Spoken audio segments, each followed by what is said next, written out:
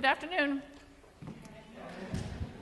Now, scientifically defining determination, much less measuring it, as you can imagine, leads to tricky research questions at best. So this talk is not based on a lot of hard medical and social science data, but there is no substitute for the lived experience of rising to the challenge of recovery day after day for 5 years. One thing we do know is that in the United States, every 45 seconds, somebody will have a stroke. About a third of them will die on the spot or soon after. And for those of us that live, stroke is the leading cause of disability in the US. To convey my journey of determination, I'd like to start with a bit of backstory. So in my life, I rode my bike across the country twice. Now, what would compel me to ride coast to coast? Well, it was my sister, the one on the left there, in the lower left. When I was born, she had just turned 1 year old. So I spent my early months and years toddling around after her, trying to be just like her. And 20 years later, when she graduated college, she decided that was the best time in life to take a big trip, to take the summer off. The time when you have the most freedom, the least responsibility, and just a little bit of money left. Right? And so she backpacked around Europe with her friends. Naturally, when I left college, I had to take a big trip too. So I decided to sign up for the cross-country trip with Cycle America. Now, day one of the tour was your standard tour ride of 80 miles from the Pacific Ocean, and we rode smack into the base of the Cascade Mountains. In camp that night, I heard talk of day two ride, which was to be a 42-mile uphill climb to the mountain pass. I sat there and I pondered whether truly I could climb uphill all day long. I hadn't yet lived in Ithaca. I wondered and considered whether I was up to the challenge of working so hard. I also hadn't yet had a stroke. And I decided in camp that night that I had exactly two choices. One was to turn around, ride back to Seattle, get on a plane, and quit. The other was to point my tires uphill and start pedaling. As I rode up the mountain pass for 7 hours the next day, I came to a life lesson that has stuck with me for 25 years. We can all rise to the challenges set before us in life. I think in a way that day was training me for the challenge that would come down the road 20 years later. And up to June 11th, 2009 in my life, that's almost 43 years, 33,325,000 people in the US had had a stroke. And on June 11th, 2009, it was just my turn. I had gotten into running because my sister ran a marathon, and she told me I could too. So I went after it, toddling after her, still trying to be just like her, and later on got into triathlons. Here at the YMCA triathlon, notice how tall my son is. He's just about up to my collarbone. He was 9. In that period after the bike trip, I also moved to Ithaca, launched a career in student services on this campus over in residential life. I learned how to skydive, and I was a jumper for 7 years. I learned how to fly planes, and I flew small planes for 13 years. It was in the skydive years that I met the love of my life. Hi, dear. And so I bore the two amazing, gorgeous children you saw up there. After getting into triathlon, I had started to think about bigger and bigger races over time. So here at the YMCA triathlon in 2009, I had registered by then for the half Ironman to take place on Seneca Lake the next month. Working hard at multisport, I took first in my aging class at the Keuka Lake Olympic distance on June 7th, 2009. It was 4 days later that I had a stroke. In excellent health, I was fitter than half the women half my age, and despite such excellent factors, it just happened. It was just my turn. We had headed up to Maine for a 4 to 5 day weekend, and I got up for the morning lake swim at dawn, swam across the lake and back, and I felt great, and I knew I could compete well in that half Ironman in a month. What I didn't know was that while I swam, my right carotid artery had slowly begun to tear or dissect. The dissection caused a blood clot, which caused a blockage of blood flow and oxygen to my brain. This is what they call a cerebral vascular accident. After the swim, I got out of the water and I felt sort of funny on the left side of my face. But of course, I shrugged it off. It must be just a bug bite. Inside, we all went around the breakfast table and ate Breakfast turned into conversation, turned into a second pot of coffee. And so I went to the counter to make the coffee, and I was feeling funny, and I tipped the coffee grounds over into the silverware drawer. I got the drawer out to start cleaning it up in the sink, and I thought to myself, pretty soon they're going to come over here and say, oh my gosh, what happened, and try and help clean up and make a big fuss over the spilled coffee grounds. And I thought a big fuss was the worst thing that could happen that morning. I stood there, though, and I thought I'd better say something, because eventually somebody's going to come over and make a fuss, and that's just the worst thing.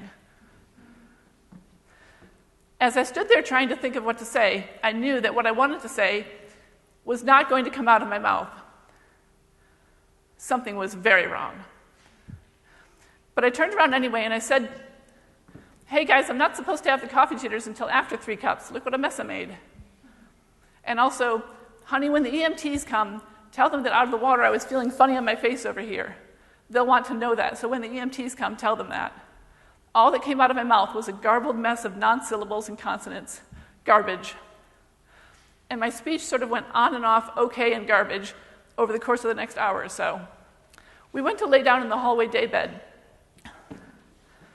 and I put my arm around my husband. It was starting to feel sort of cold and numb. And I said to him, honey, my arm feels cold. Is it getting warm against your chest? I can't tell. I don't know where it is. Honey, I don't know where my arm is. The ER trip to the hospital was uneventful in the back of my brother-in-law's car, but our 4 to 5 day weekend had turned into 45 nights in 4 different hospitals. After 36 hours in 2 hospitals, when the doctor came in with a confirmed diagnosis, he said to me, well, Mrs. Habicht, you have had a stroke, and not a small one. Now, I'm no MRI technologist, but on this brain up here, from what I understand, the white area is the area that represents damage. In the white area on that brain, some of the billion synapses in the brain have ceased to exist. I think to understand the resilience of my comeback, it's important first to understand the depth of the damage. So in that summer of 2009, in effect, I had lost all feeling, movement, and proprioception down one half of my body. Now, proprioception is an amazing thing to have, yet we go about our days completely unaware of it. It was first described by Charles Bell in 1833, who called it the sixth sense. Now, do me a favor and extend your hands, one out in front of you and one overhead. Now, close your eyes and slowly bring your fingertips together. Now, how did you know with your eyes closed where your fingertips were? Millions of proprioceptor cells throughout the musculoskeletal system and connected to our brains allow us to recognize, activate, and coordinate the various parts of our body with ourselves and our environment.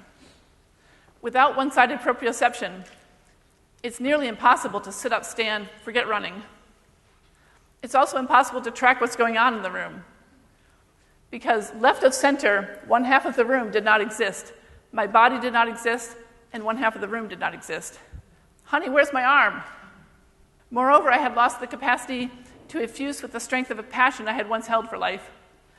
I lost the ability to stay alert and attend to a conversation, to track details, small and large, like how many eggs are in the fridge, or what does that red or green arrow on the traffic light ahead of me mean? And which lane am I in anyway?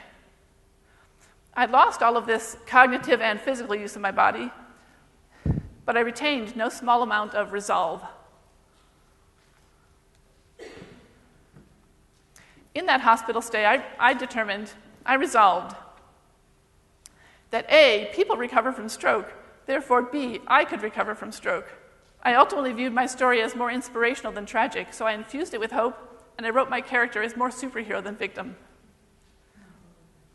I resolved that A, since it was not fair to have my triathlons yanked away from me, that B, I would go back and do that half Ironman, and then the full, long about 10 years recovery.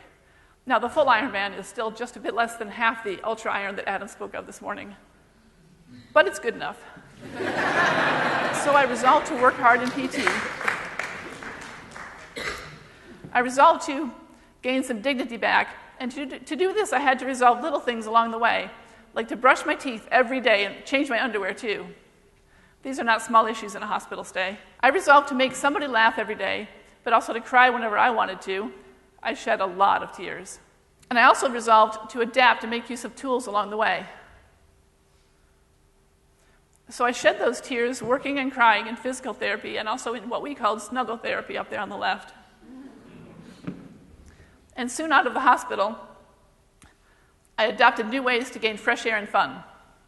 On the upper right, using my adapted recumbent.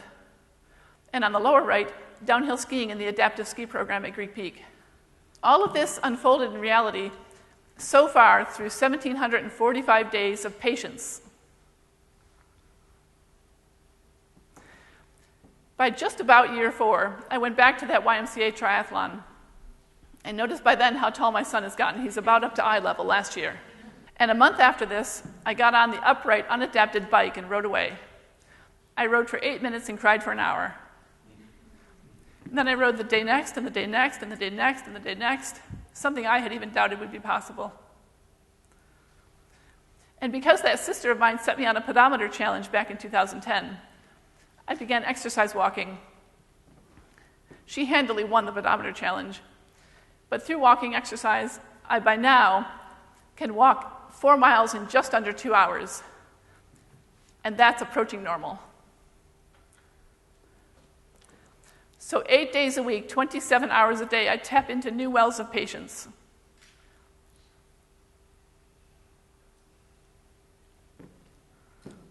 That's the daughter walking with me. She is about this tall.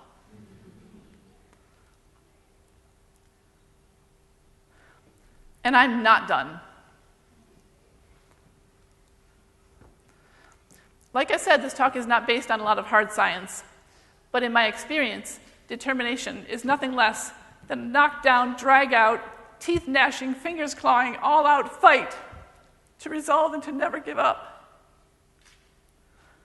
Determination is this kind of patience plus resolve, and determination is powerful beyond measure.